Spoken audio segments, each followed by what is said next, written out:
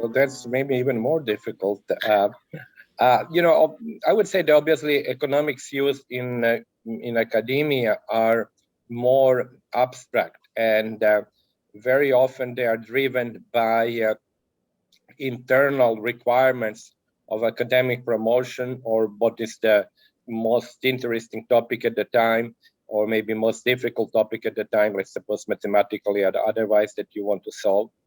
Whereas economics that are used in policy are driven, which is I think somewhat trivial to say, but driven by everyday problems of policymaking.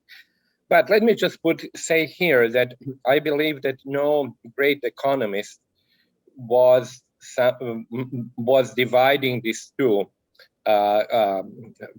very sharply. In other words, if you look at history of all great economists, and I will start with Quesnay. Actually, I'm writing now about Quesnay himself. Obviously, he did the Le Grand Tableau Économique and everything else. He did because he was interested in policy. He was interested in influencing French economic policy very concretely. What better example than to take of Adam Smith or David Ricardo, which were clearly interested in policy. I mean, for Ricardo, that's obvious that he wrote the entire book, which became Principles because of the Corn Laws. And Marx as well was interested in policy, not necessarily to improve policy, but to see actually how economics would tell us which way capitalist society would go.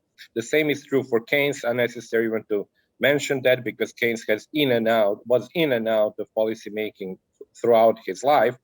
And even others, for example, Milton Friedman was very much interested in policy, and whether one likes what he did, for example, in Chile or doesn't, that's irrelevant for this point, because he was clearly interested in policy.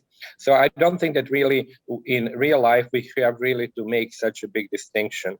And I think that if you want to be really a great economist, you have to have an interest in how actually economic policy is made, and it's how it is prosecuted.